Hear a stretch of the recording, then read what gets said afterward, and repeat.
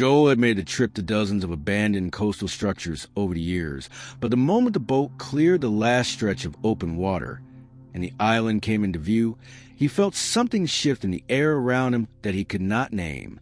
The lighthouse stood at the highest point of the rock like a broken tooth against the gray sky, its white paint peeling in long strips, and its lamp room dark and hollow at the top.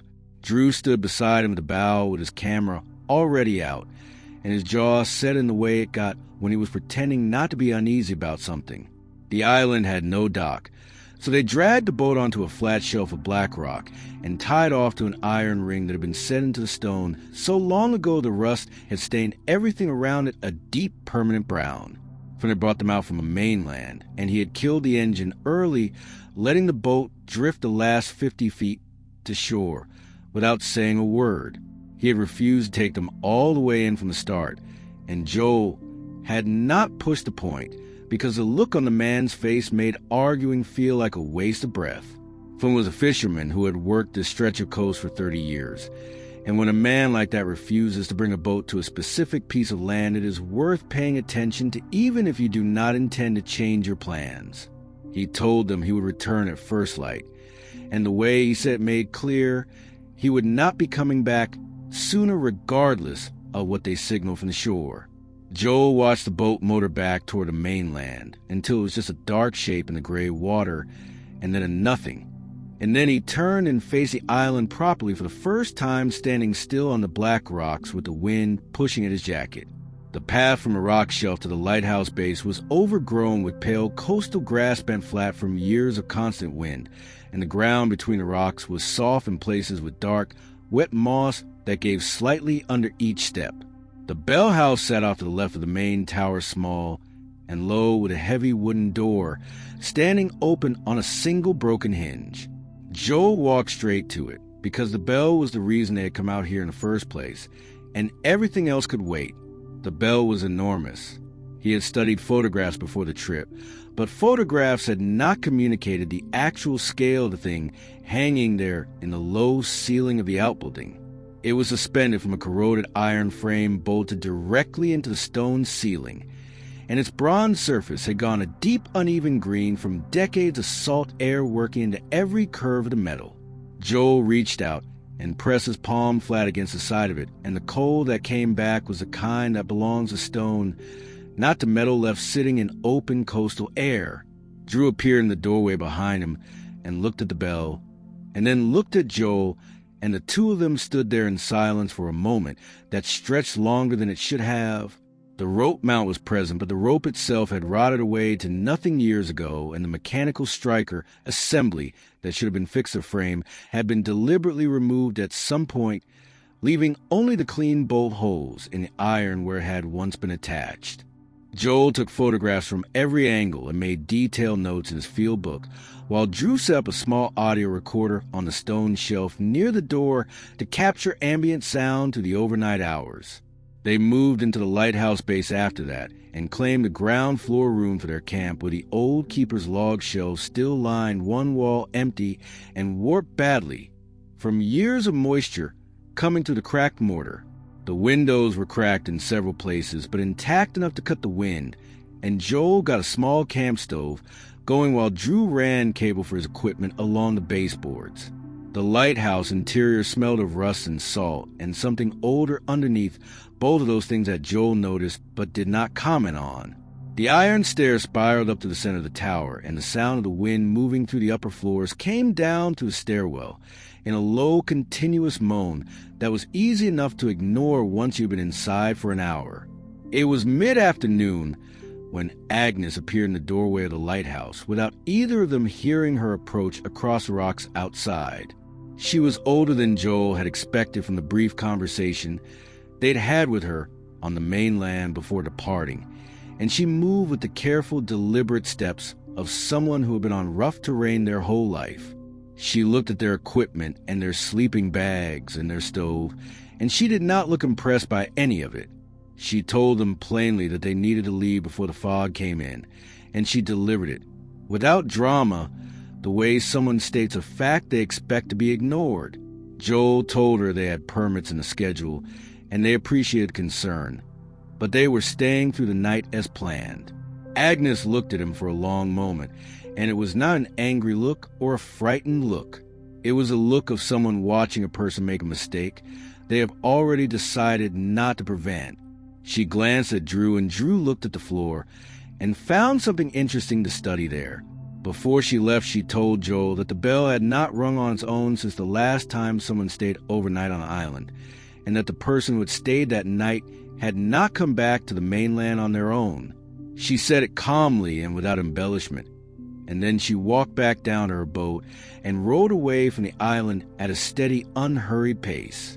Joel stood in the doorway watching her go, and then went back inside and said nothing about it to Drew, because there was nothing productive to say. By late afternoon, Cora had appeared at the rock shelf in the second small boat, and she was clearly there to collect her mother, who was already gone. She looked up at Joel standing at the lighthouse door, and she called up to him that Agnes was not well and had no business being out on the water alone, and she said it with a particular frustration of someone who had been having the same argument for years. Joel told her Agnes had already left, and Cora looked out at the water and then back at the lighthouse with an expression that shifted into something harder to read. She did not leave right away. She pulled her boat up and climbed the rocks and stood at the base of the lighthouse looking up at it the way people look at buildings they have a complicated history with. She told Joel that she had grown up on this stretch of coast and that she had personally pulled 2 empty lifeboats out of the water as a teenager, and that both of them had been cold in a way that had nothing to do with the water temperature. Joel listened and nodded and thanked her, and she left. By early evening, the fog had begun building on the horizon in a low white band that thickened steadily as the light faded from the sky. Joel had seen coastal fog before on a dozen different trips, but this moved differently than any fog he had witnessed. It did not drift or curl the way fog moves across open water. It advanced with a slow, even pressure, like something being pushed deliberately from behind.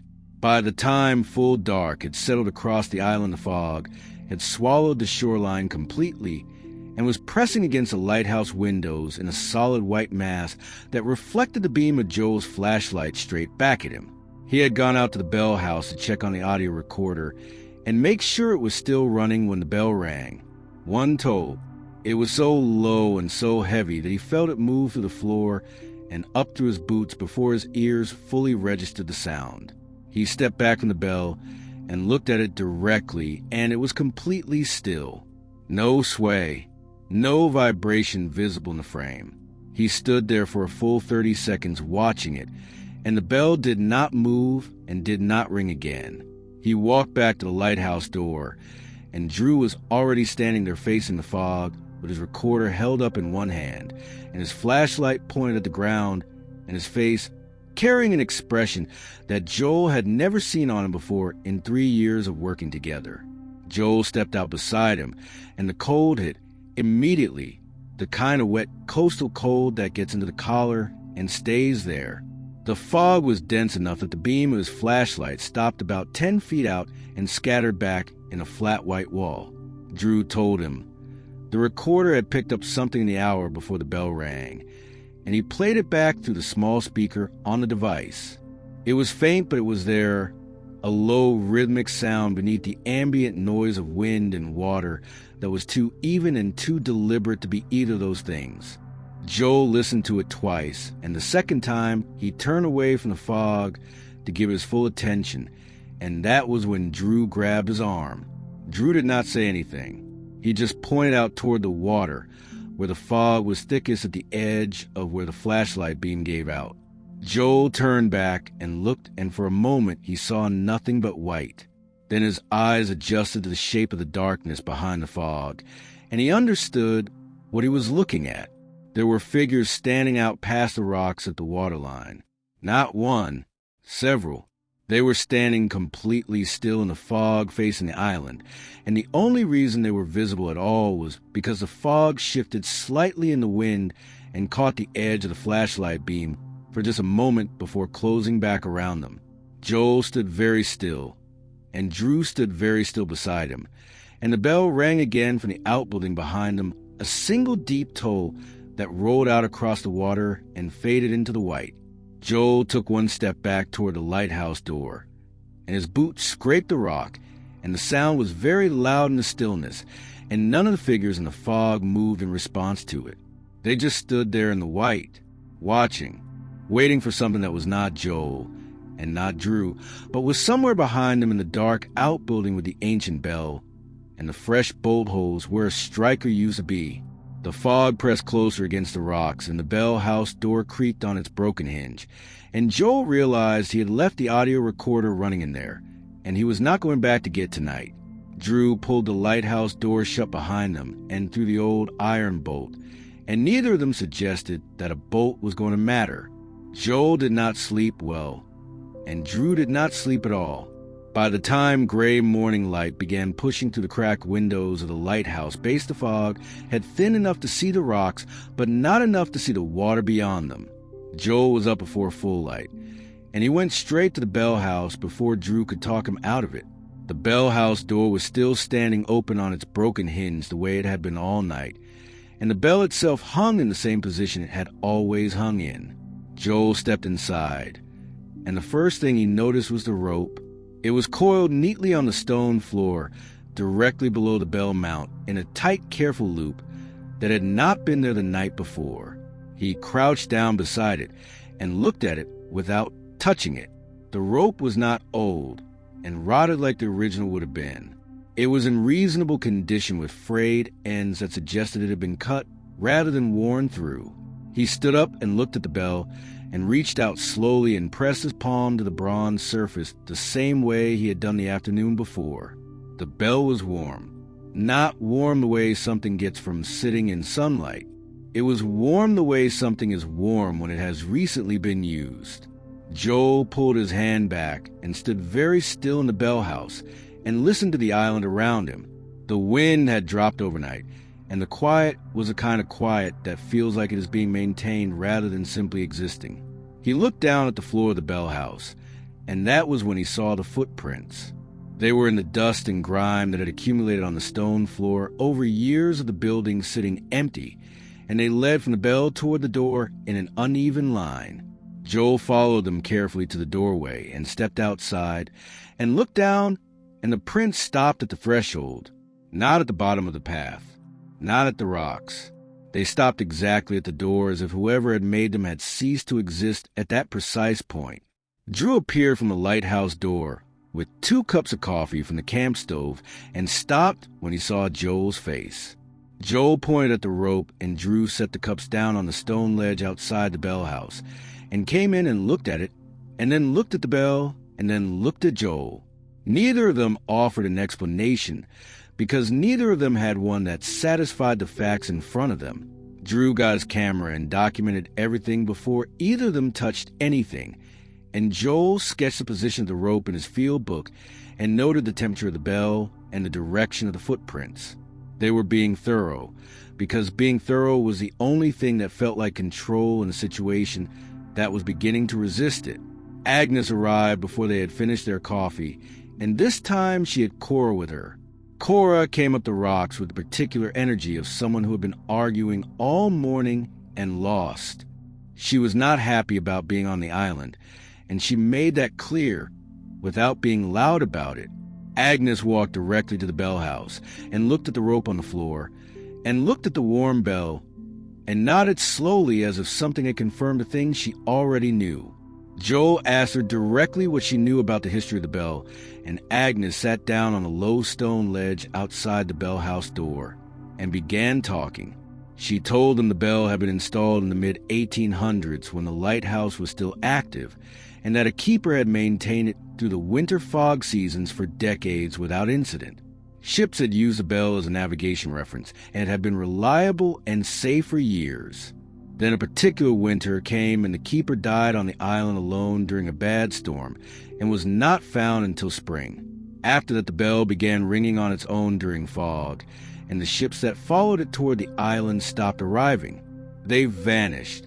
The first set of empty lifeboats had drifted in that same spring, and the Coast Authority had sent men to investigate, and removed the striker and the rope and decommissioned the light. Agnes paused and looked out toward the water, where the fog was still sitting low on the surface, like a lid on something. She said the removals had not stopped the bell from ringing. Joel wrote everything down and asked her how many ships had vanished over the years, and Agnes said she had counted records going back through local archives, and the number she had found documented was 11. Cora said the number was probably higher because not every disappearance made it into any record. Drew asked what happened to people on those ships, and neither Agnes nor Cora answered that directly. Agnes looked at the water again and said the lifeboats always came back empty and always cold, and that was the only answer the island had ever given. Joel showed Agnes the photograph he had taken of the footprints leading to the doorway and stopping, and she looked at it for a long time without speaking. Cora looked at it over her mother's shoulder and pressed her lips together and looked away. Agnes handed the camera back and said that the prints stopping at the door was not unusual, and that it had been reported before by the last two people who had documented the lighthouse, and both of those accounts were in the Regional Historical Archive if Joel wanted to find them. Joel said he did. That night, Joel and Drew set up additional recorders and a motion sensor near the bell house door, and they positioned themselves in the lighthouse doorway after dark with clear sight lines to the bell house and to the rocks below. The fog came in again at the same pace as the night before, steady and advancing, and by 9 in the evening it had covered the rocks completely. At 10 the bell rang twice. 2 clean heavy tolls with a pause between them, and then silence. Drew checked his recorder immediately and confirmed it was capturing, and Joel marked the time in his field book. The maritime code for 2 tolls was a warning to vessels in the area of a hazard ahead. Joel stood at the doorway and stared into the fog, and after a long silence that might have been 3 minutes, or tennis ship's whistle answered from somewhere out on the water. It was faint and it was distant, but it was there, and it was real, and it came from the direction the fog was thickest. Then a second whistle answered from a different position. Then silence again. Drew held the recorder out toward the fog and did not move, and Joel stood beside him, and neither of them breathed particularly well for the next several minutes until the fog settled back into stillness, and the only sound was the water moving against the rocks below. Joel lowered his field book and looked out at the fog and tried to calculate where those whistles had come from based on the direction and the distance. The closest one had not been far, not nearly as far as a ship would need to be navigating in open water. It had sounded close enough to be inside the reef line, which was not a place any vessel with a functioning crew would willingly be in zero visibility conditions. Drew pulled up the playback on his recorder and held it between them, and they listened to the whistles again through the small speaker. The second playback made the distance feel even shorter than it had in the moment. Drew said nothing, but he turned the volume down and looked out at the fog, and Joel understood exactly why he had done it. Playing the recording back loudly felt like answering. It felt like acknowledging that something was out there waiting for a response, and neither of them was ready to do that. Agnes had told them before she and Cora left for the evening that the whistles were not ships communicating distress. She said the whistles were ships responding to the bell. She said whatever the bell was doing when it rang, it was not warning ships away from a reef. It was calling them in, and whatever answered the bell had already cleared the reef line a long time ago. Joel stood in the doorway of the lighthouse with that information sitting in his chest like the cold had settled into something permanent, and he looked at Drew, and Drew looked back at him. And outside in the dark, the fog pressed against the rocks, and the bell house door creaked softly on its broken hinge, as if something nearby had disturbed the air. Drew took a slow step back from the doorway and suggested they close the door for the night, and Joel agreed without discussion. The iron bolt went across, and they both stood on the inside of it and listened to the island through the wall. The bell rang a third time from the outbuilding, and this time the toll did not fade cleanly the way a single-struck bell fades. It lingered in the air longer than the physics of it should have allowed, rolling out across the fog in a low, sustained tone that Joel felt in his back teeth. Then it stopped. The recorder in the bell house was still running. Neither of them was going out to check it. Drew set up his laptop on the camp table and began reviewing the audio from the previous night. And Joel sat across from him with his field book and tried to write clean objective notes about what they had experienced and found. The problem with objective notes was that the objective facts were not particularly comforting when you wrote them all in a row. Rope that had not existed the day before. A bell warmed to the touch with no heat source. Footprints that stopped at a doorway. Ship whistles inside the reef line in zero visibility fog. A bell ringing in a maritime distress pattern with no striker and no rope attached to it. Joel looked at the list, and then looked at the bolted door, and then looked at Drew, who was staring at his laptop screen with his headphones on and his face very still. Whatever was on that recording from a night before, Drew was not enjoying it. Joel decided to wait until morning to ask what it contained. Some information lands better in daylight. He closed his field book and pulled his sleeping bag up around his shoulders and sat with his back against the stone wall and watched the fog press white and solid against the cracked windows. At some point past midnight, the motion sensor outside the bell house door triggered, and its small red light blinked twice on the receiver sitting on the camp table. Joel looked at it, and Drew looked at it, and they looked at each other, and the sensor did not trigger again. Joel wrote the time in his field book and underlined it, and neither of them suggested going outside to see what had set it off. Outside, the fog sat on the island like it owned it, and the bell house was quiet, and the rocks below were quiet, and the water beyond them was quiet in the way that a hell breath is quiet. Drew had not slept, and it showed in the way he moved around the ground floor room, pulling up the recording on his equipment before Joel had even gotten the camp stove lit for the morning. He set the small speaker on the keeper's shelf and played back the audio from the night, and the whistles were there in the recording the same way they had been in the dark, except that through the equipment they were cleaner and closer than Joel remembered them sounding when he was standing at the door listening in real time.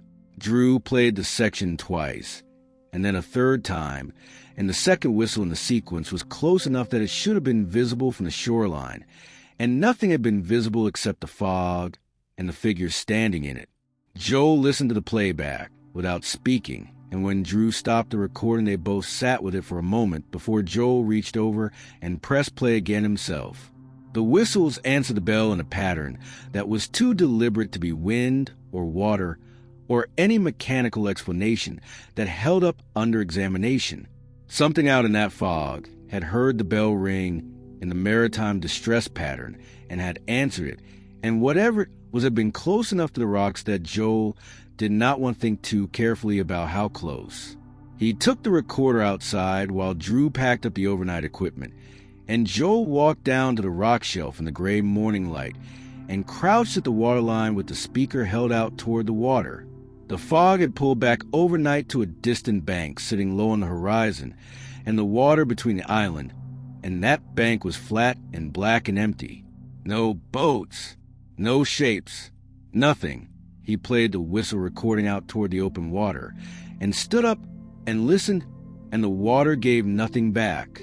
Drew came down to the rocks behind him, and they stood there together, looking out at the flat sea, and Joel lowered the lantern he had brought along from camp and held out over the water at the edge of the rock shelf. The surface reflected the light back at him clean and undisturbed, and there was no explanation sitting in the water for what they had both heard the night before. Joel straightened up, and that was when he noticed the marks on the rocks at the base of the rock shelf just below where the water line reached at high tide. They were not natural formations. They were too regular and too worn smooth in a way that suggested repeated contact over a long period of time, and when Joel crouched down to look at them directly, he could not identify what had made them. Drew crouched beside him and looked and did not offer an explanation either. They went back inside, and Joel was reviewing his notes from the previous day when the sound of a boat engine reached them through the cracked windows, and Drew went to look, and then called back that it was 2 boats coming in from the mainland side.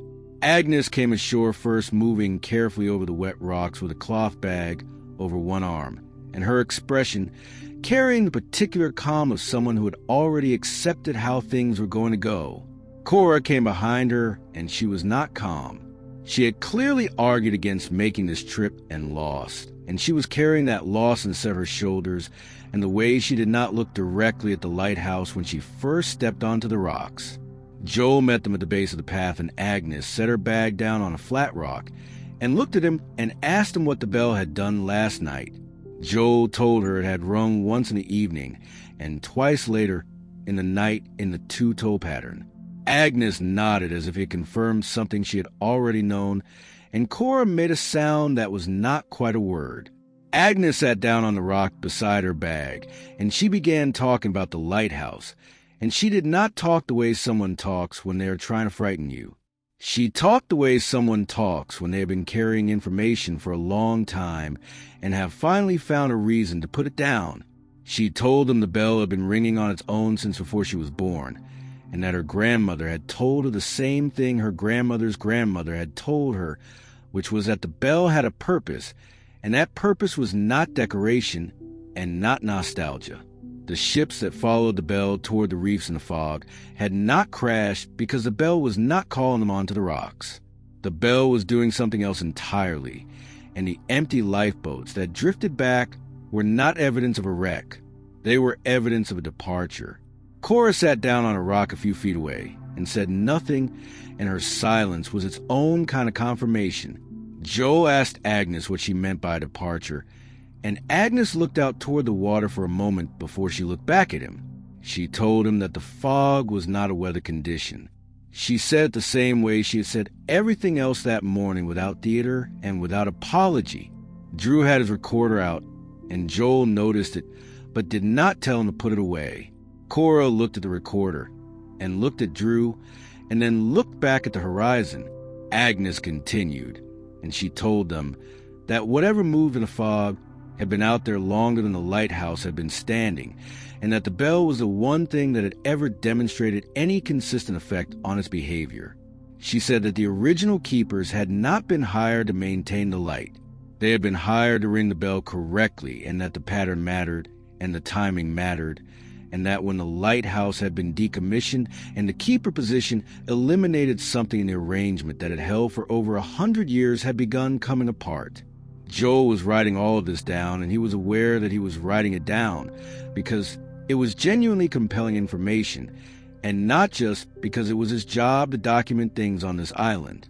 Cora finally spoke, and she told them that she had seen the lifeboats herself as a girl, and that her mother had seen them before her, and that the one thing nobody had ever done was stay on the island long enough to see where the boats came from.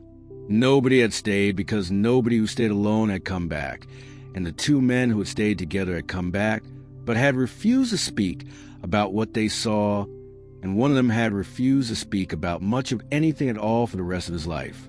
Joel looked at Drew, and Drew was looking at his recorder, and not at Joel.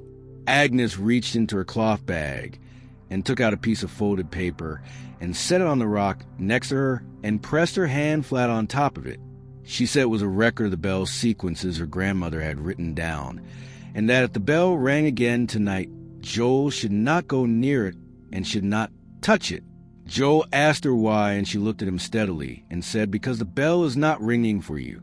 That evening, Finn arrived by boat just as the fog began building again on the horizon, and he came ashore without being asked, looking pale and deliberate in the way of a man who has talked himself into doing something he does not want to do. He told Joel that he had been out on the water that morning before dawn, and that he had heard the whistles of his boat, and that they had been close enough that he had cut his engine, and drifted and listened, and the sound had moved around his boat in a slow circle before going quiet. He said he was not leaving them on the island alone again tonight, and he said it with enough finality that Joel did not try to argue the point. Cora helped Agnes back to her boat, and Agnes paused at the water's edge and looked back at the lighthouse and then at the bell house, and then at Joel, and she said one more thing before she stepped into the boat. She said the bell would ring 3 times tonight. 3 tolls was a distress signal in the old maritime code, and it meant someone was asking to be brought in from the water, And she said that when it rang 3 times, whatever answered from the fog would not be answering the way ships answer distress signals. It would be answering the way something answers a door. The fog came in hard that evening, and Finn stood at the rock shelf with his arms crossed watching it build, while Joel set up additional recording equipment outside the bell house door. Drew stayed close to the lighthouse entrance and kept his flashlight pointed at the water and did not say much. The bell rang 3 times just after full dark fell, and the toll of each ring sat in the air longer than the one before it. The fog thickened in response in a way that was visible even in the dark, the white of it deepening and pressing closer to the rocks. From somewhere out in the water, the ship whistles answered, and they were close. They were closer than they had been the night before, and Finn stepped back from the rock shelf without saying anything and moved up the path toward the lighthouse. Joel had his lantern, and he walked to the edge of the rocks and held it out over the water and lowered it toward the surface, and the fog shifted in the light. And the silhouettes were there again, standing in it the same as the night before, except that one of them was not standing where the others stood. One shape was at the fog line right at the edge where the white met the black water at the base of the rocks, and it was closer than anything had been on the first night, and it was facing Joel directly, and it was not moving, and the bell behind him went quiet, and the silence that followed was the loudest thing Joel had heard in years. Drew was at Joel's shoulder before Joel had taken another breath, and Finn stood 3 steps behind them both, and the shape at the fog line did not move toward them, and did not move away. It held its position at the edge of the white with the patience of something that had been waiting a very long time, and had learned that waiting was the one thing it was certain to win. Joel held the lantern steady, and the light caught the shape again in another shift of the fog, and what he saw was enough to stop his breathing for a full count of 4. It was not mist. It was not a trick of the light, or a rock formation at the waterline. It had a shape that was specific and deliberate, and it was wearing something that hung from its frame in heavy wet folds, and it was looking at Joel with what would have been a face if the fog had not been thick enough to obscure every detail, except the outline and the fact of it standing there. Drew grabbed Joel's arm and pulled him back up the path, and Joel went without arguing, and Finn was already at the lighthouse door, holding it open, and none of them looked back until the bolt was thrown. Nobody slept. Finn sat on the floor near the bolted door with his back against the wall and his eyes open, and Joel sat at the keeper's shelf going through his notes and his photographs and trying to find a framework that could hold what he had seen at the waterline. Drew kept his recorder running and sat near the window, listening to the fog press against the glass in a silence that was not actually silent, because underneath it was that same low rhythmic presence the recorder had caught the first night. The shape at the fog line had not moved toward them and had not followed them to the door, and by 2 a.m. the fog had settled into a still and even density that showed no change in either direction. Joel had stopped trying to explain the shape and started trying to understand what Agnes had told him about the bell and about the keeper position and about the arrangement that had been in place for over 100 years before the lighthouse was decommissioned. He read back through the folded paper Agnes had left with him, and her grandmother's handwriting was small and careful, and the bell sequences listed in the margins were specific down to the timing between each toll. There was a sequence for fog warning and a sequence for ship distress and a sequence for clear passage, and there was one sequence at the bottom of the page that had no label beside it, just the number of tolls and the intervals written out in ink that was darker than the rest, as if it had been added later by a different hand. Joel stared at that sequence for a long time before he put the paper down. By dawn, the fog had not lifted the way it had the morning before. It sat on the island in a flat gray layer that was thinner than the night fog, but showed no sign of pulling back toward the horizon, and the water beyond the rock shelf was invisible past 30 feet. Finn checked his boat engine at first light and reported back that it was running fine, and that the boat was where he had left it and undisturbed, and he said both of those things with the quiet relief of a man who had spent the night expecting otherwise. Drew had gone out to retrieve the audio recorder from the bell house at dawn, and he came back inside without the recorder and with a look on his face that brought Joel off the shelf immediately. He told Joel that the Bell House had been disturbed overnight. Not damaged, not broken into. Disturbed in the specific way of something having been inside and having moved carefully around the space. The audio recorder was still on the shelf where Drew had placed it the first evening, but it had been moved. Not far, just enough that it was no longer aimed at the bell. It was aimed at the door.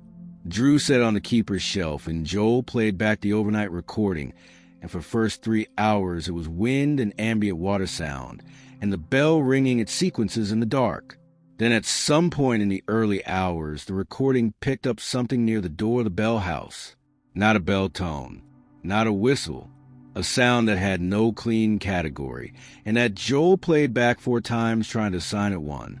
It was low and it was slow, and it had a texture to it that was organic in a way that made the small hairs on Joel's forearm stand up through his jacket.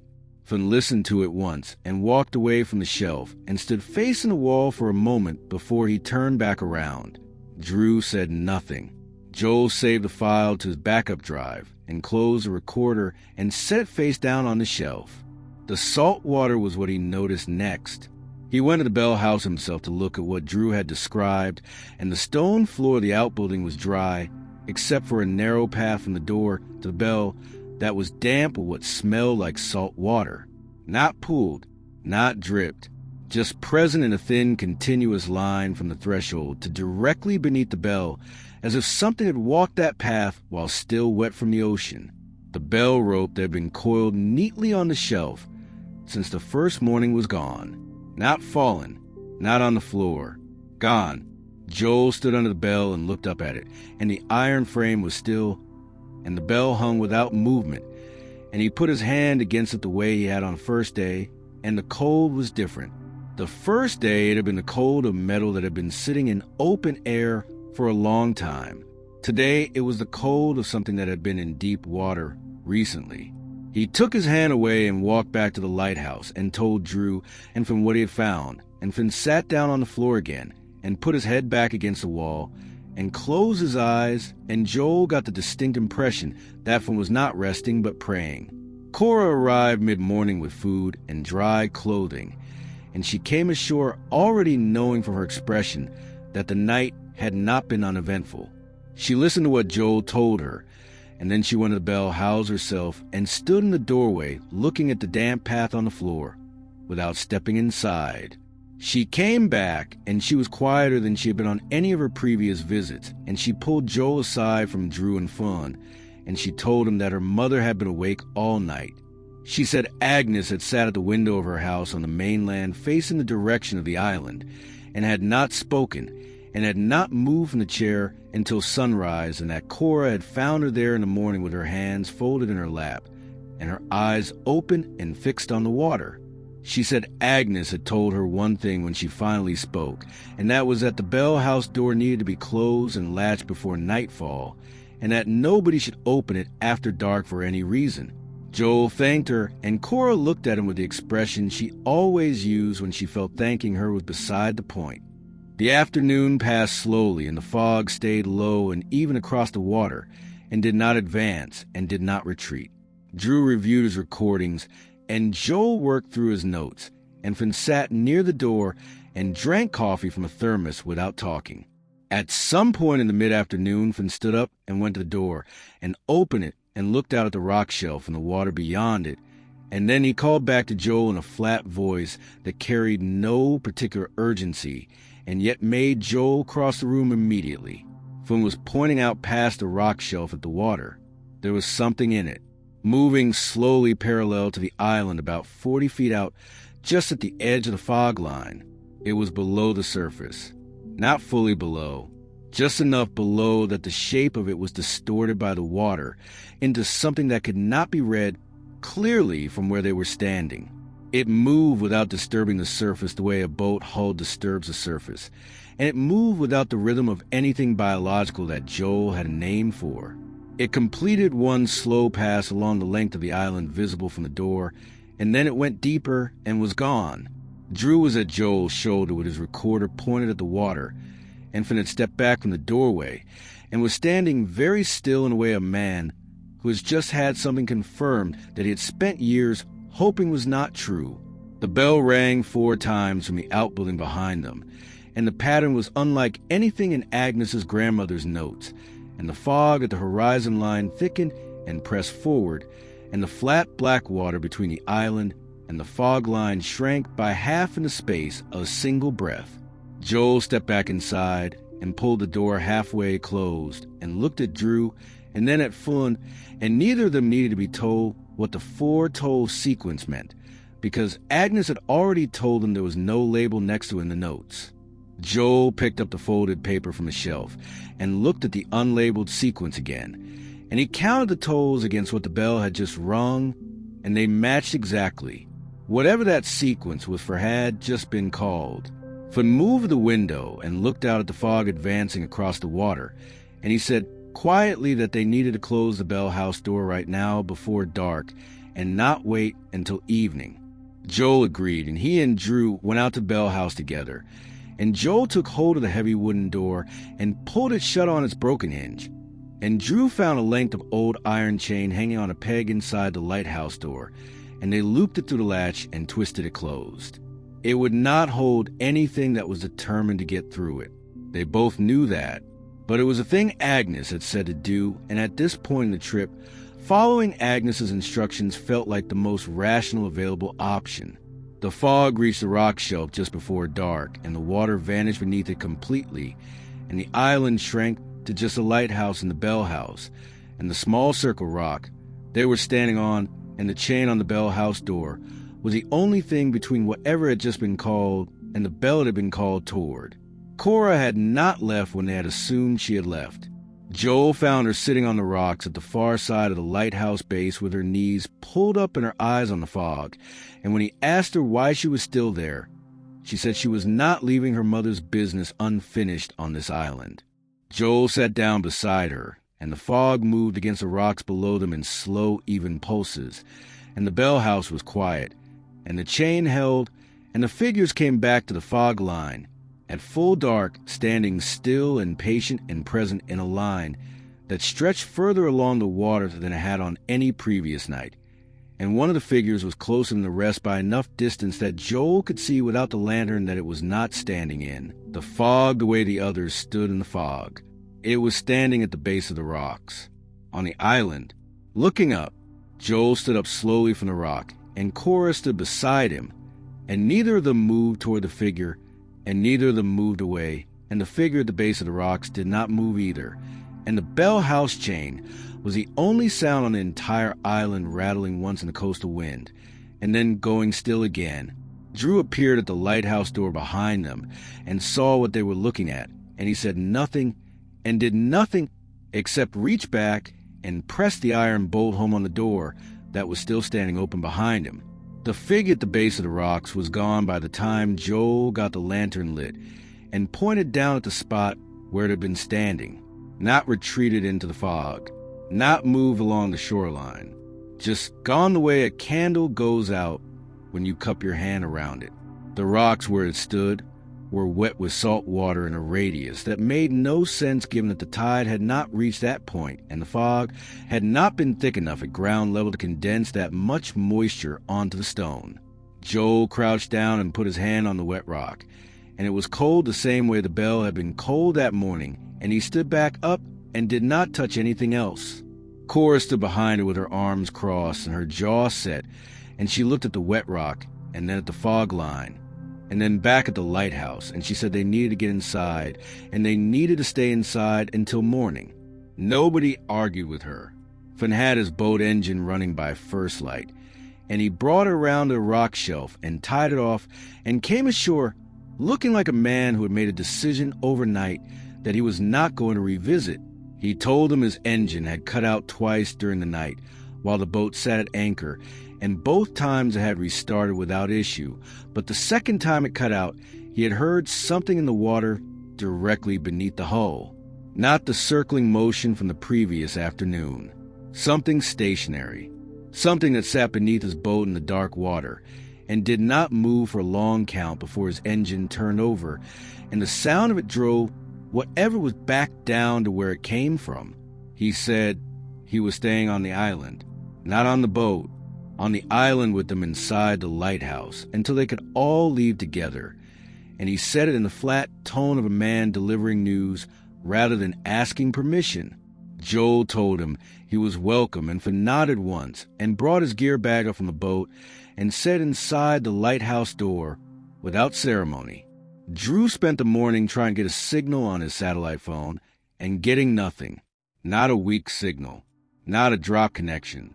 Nothing at all, as if the device was simply not able to find anything above the island to bounce a signal off of. Joel tried his own phone and got the same result. Enfin had a marine radio on his boat, and he went back down to it and tried 3 separate frequencies and reported back that he was getting static on all of them, not interference. Static that had a rhythm to it, Enfin said he had heard once before years ago during a bad fog event further up the coast, and that he had not been able to explain then either. Joel wrote all of this down in his field book and looked at what he had written, and the page was starting to read like something other than a research document.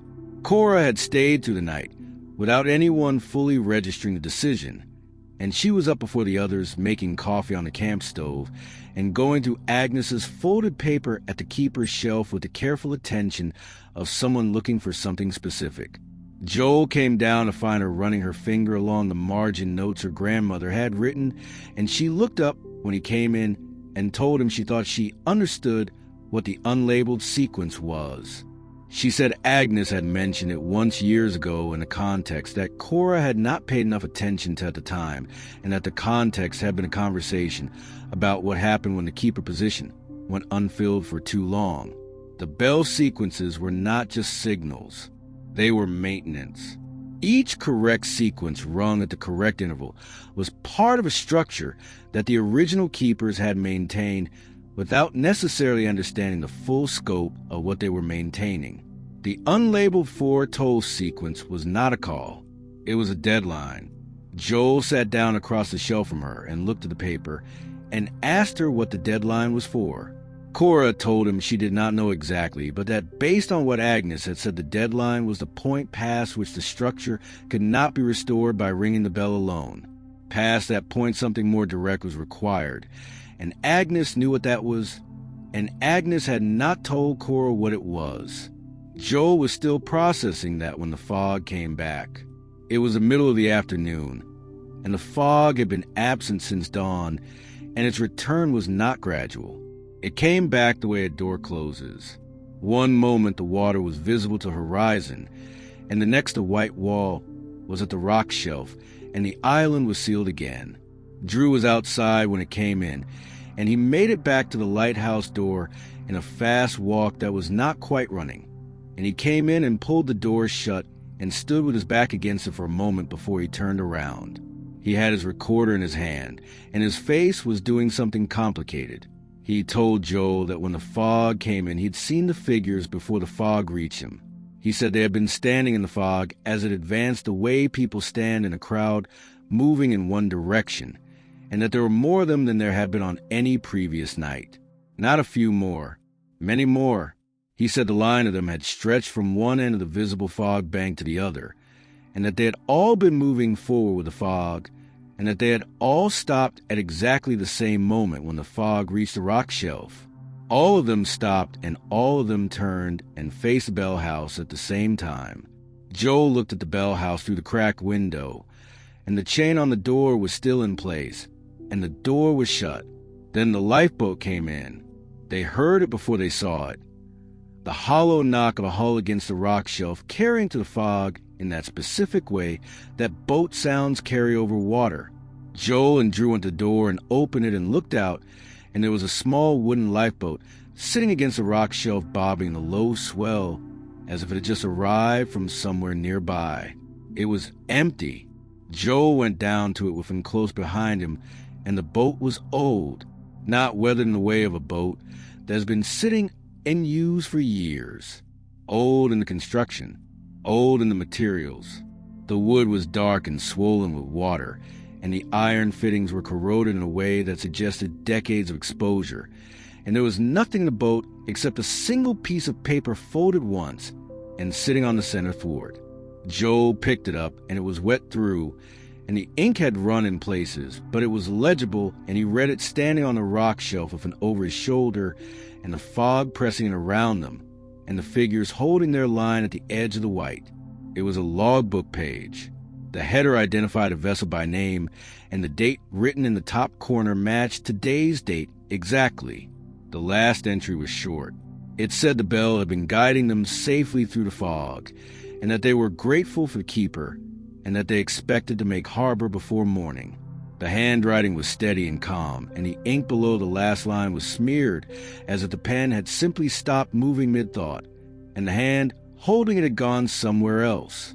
Joel folded the page carefully and put it in his field book and looked out at the fog and the figures in it, and then back at Cora, who was standing in the lighthouse doorway reading his face. She told him Agnes had said this would happen. Joel asked her when Agnes had said it. Cora said she had said it this morning, before Cora left the mainland, and that Agnes had also said that after the lifeboat came in there would not be much time before the next toll, and that the next toll would be the last one the bell rang on its own. Drew asked what happened after the last toll, and Cora looked at him steadily and said that Agnes had not told her that part. Finn set the lifeboat adrift and pushed it back out into the fog with his boot, and it disappeared into the white within seconds, and the sound of it knocking against anything solid did not come back. Joel went inside and got Agnes's folded paper and read the unlabeled sequence one more time, and then he looked at the sequence the bell had rung the previous evening and confirmed what he had already suspected, which was that the bell had not finished the sequence. It had rung 4 tolls. The unlabeled sequence in the notes had 6. The bell had stopped at 4, and the deadline it represented was apparently not a single event, but a progression, and 2 more tolls were still coming. And Agnes had said the next toll would be the last one the structure produced on its own. After that, the responsibility passed to whoever was standing on the island.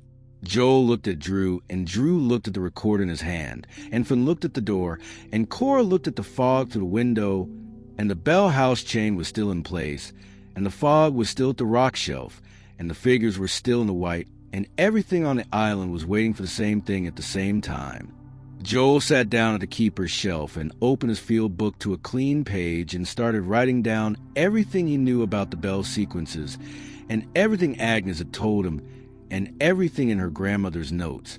And he wrote quickly, because Agnes had said there would not be much time, and Agnes had been right about everything else so far.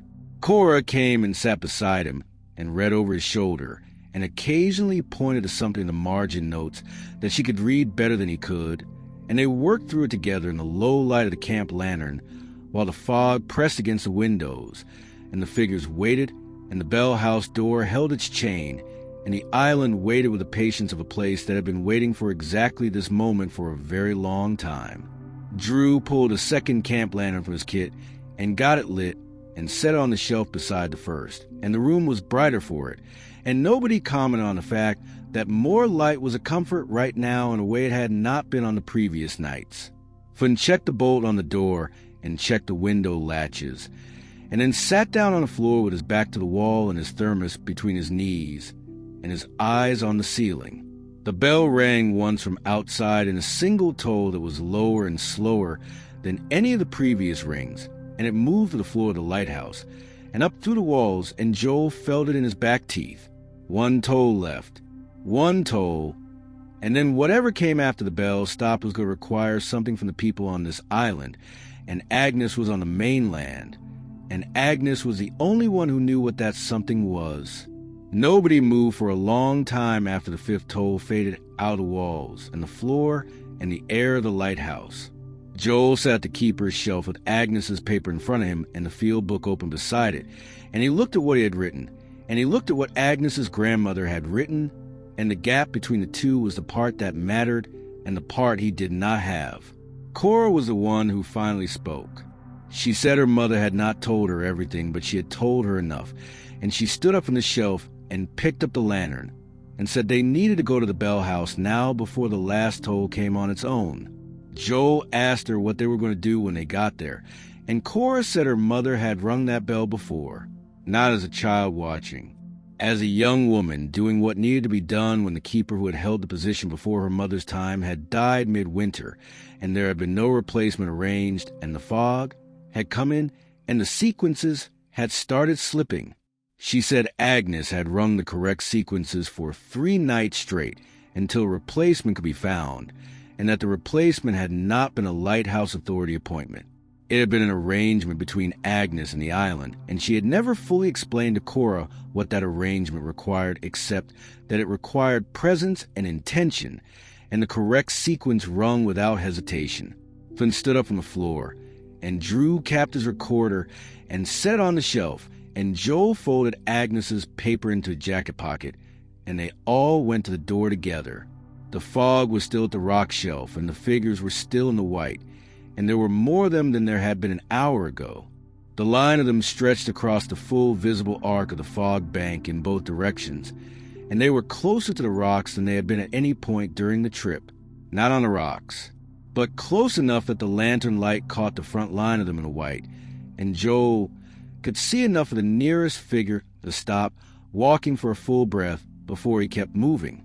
It was wearing the remnants of a coat that had once been heavy canvas, and its boots were the lace-up style of something very old, and its face was turned toward the bell house, and its eyes, if it had eyes, were not visible, but the orientation of its attention was not ambiguous. Joel moved past it and kept his eyes forward, and Drew was directly behind him, and Flynn was behind Drew, and Cora led them to the bell house door.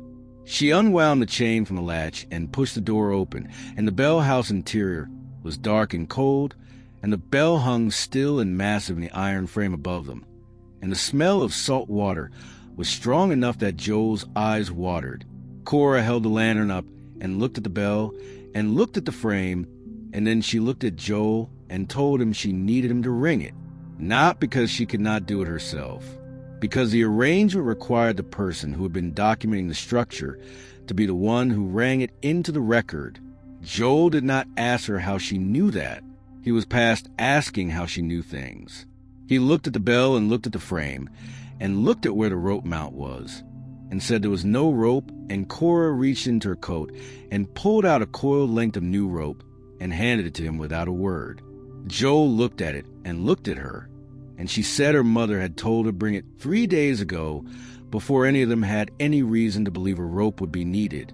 Joel tied the rope to the mount with hands that were steadier than he expected and let the end of it hang, and looked at Cora, and she told him the sequence. 6 tolls. The first 3 in the warning pattern with a full breath between each. Then a pause of 10 seconds. Then the final 3 in the clear passage pattern with a half breath between each. She told him the intention mattered as much as the timing, and that the intention was acknowledgement, not a command, not a plea, an acknowledgement that the structure was present, and that someone on the island knew it was present and was choosing to maintain it.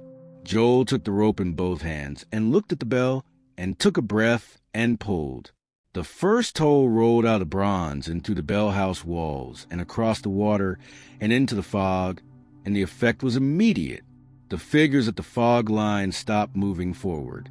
Joel pulled the second toll and held the pause and pulled the third, and the fog at the rock shelf pulled back 3 feet in a single smooth motion like something exhaling.